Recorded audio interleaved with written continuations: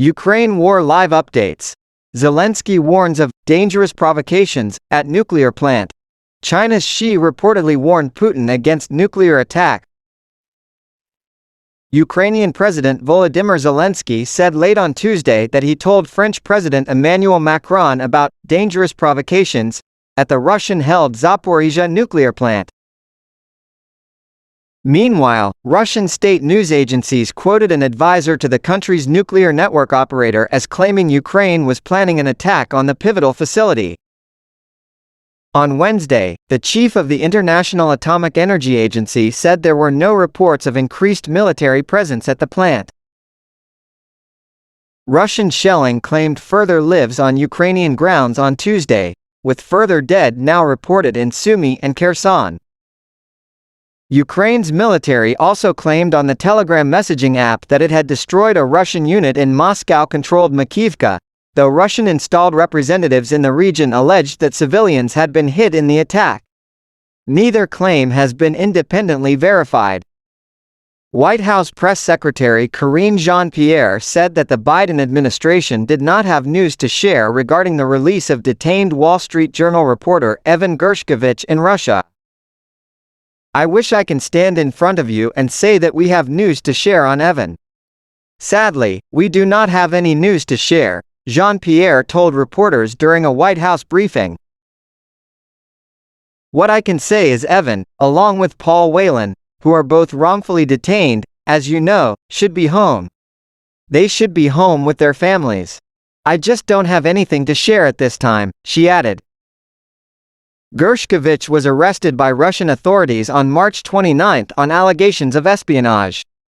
The Biden administration has denied that Gershkovich worked on behalf of the U.S. government as a spy. "We cannot relax," IAEA chief says of tensions at Zaporizhzhia nuclear power plant. The Director General of the International Atomic Energy Agency Rafael Grossi warned about rising tensions at the Russian-occupied Zaporizhzhia nuclear power plant. "Nuclear power plants should never under any circumstances be attacked. Nuclear power plants should not be used as a military base," Grossi told reporters during a press conference in Japan. "The IAEA is there to observe, to monitor this, and to inform the world community if this happens. In our latest inspections, we haven't seen any activity, but we remain extremely alert. As you know, there is a counter-offensive ongoing, there is a lot of combat," he said, according to an NBC News report. "I have been there a few weeks ago and there is combat there, very close to the plant. So we cannot relax and we will be informing and updating constantly," the head of the nuclear watchdog agency added. 2 ships leave Ukraine's ports carrying agricultural products as Black Sea grain deal faces expiry. 2 ships left Ukraine's port of Chornomorsk carrying a combined total of 84,834 metric tons of corn and sunflower meal, according to the UN-backed organization responsible for tracking agricultural exports under the Black Sea Grain Initiative. The Black Sea grain deal, which was brokered last July, faces expiry this month unless it is renewed by Russia, Ukraine, Turkey and the United Nations. Since the inception of the agreement, more than 32 million metric tons of agricultural products have left from 3 Ukrainian ports for global destinations.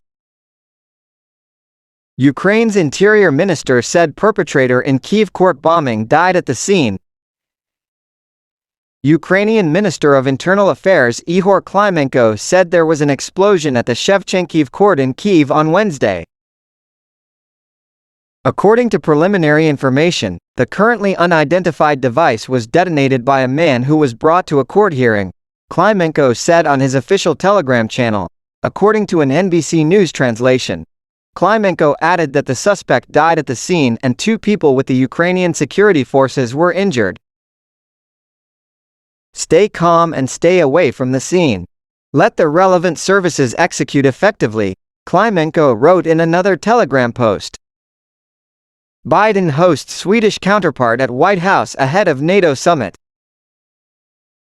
U.S. President Joe Biden will host Sweden's Prime Minister Ulf Kristersson at the White House ahead of the NATO Leaders Summit in Vilnius, Lithuania next week. Last year, Sweden and Finland applied for NATO membership.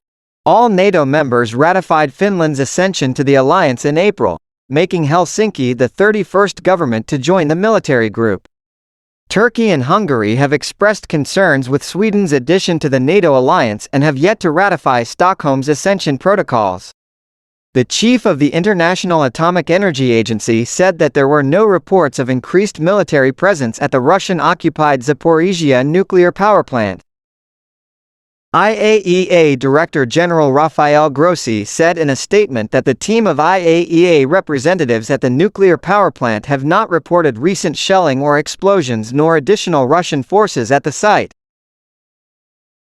The IAEA experts have requested additional access that is necessary to confirm the absence of mines or explosives at the site, wrote Grossi in a statement. In particular, access to the rooftops of reactor units 3 and 4 is essential, as well as access to parts of the turbine halls and some parts of the cooling system at the plant, he added. Grossi's comments come as Ukraine and Russia accuse each other of preparing for an attack on the nuclear power plant facility, which is Europe's largest.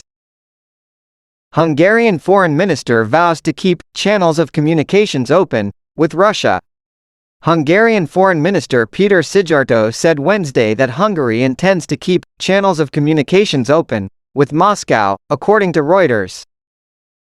In a joint press conference in Budapest with visiting Russian Health Minister Mikhail Murashko, Szijjártó added that Hungary condemns the war in Ukraine in the most decisive manner, according to Reuters, but reiterated the country's opposition to the supply of arms to Ukraine from fellow members of the NATO military alliance. Hungary is the only European Union country to maintain close diplomatic ties with the Kremlin since the invasion of Ukraine last year, and still imports the majority of its oil and natural gas from Russia. Saudi energy minister says oil cuts show Russia cooperation is still strong. Saudi Energy Minister Prince Abdulaziz bin Salman told a conference on Wednesday that cooperation between Riyadh and Moscow is still strong as part of the OPEC Plus alliance of major oil producers. Both Russia and Saudi Arabia, the world's two largest oil exporters, on Monday announced further supply cuts in a bid to increase global crude prices. The move defied calls from the U.S., which is not part of the alliance, for OPEC Plus to boost production in order to support the global economy. Washington has also criticized Saudi Arabia for continuing to cooperate with Russia after its invasion of Ukraine. Part of what we have done with the help of our colleagues from Russia was also to mitigate the cynical side of the spectators on what is going on between Saudi and Russia on that specific matter, Abdulaziz told the conference. The event is being held in Vienna, Austria, though the host country has boycotted it in protest at OPEC's refusal of access to reporters from certain news organizations including Reuters, Bloomberg and the Wall Street Journal. Russia's ruble fell below 90 against the US dollar on Wednesday, its lowest point since March 2022. By late morning in Europe, the currency was trading at around 90.6 to the dollar, while also falling sharply against the euro and the Chinese yuan. The Russian government implemented capital controls in the aftermath of the invasion of Ukraine, which helped to insulate the currency against geopolitical blowback and international sanctions. However, mercenary chief Yevgeny Prigozhin's aborted mutiny against Moscow late last month sent the ruble tumbling, and it is now one of the world's worst-performing currencies in 2023.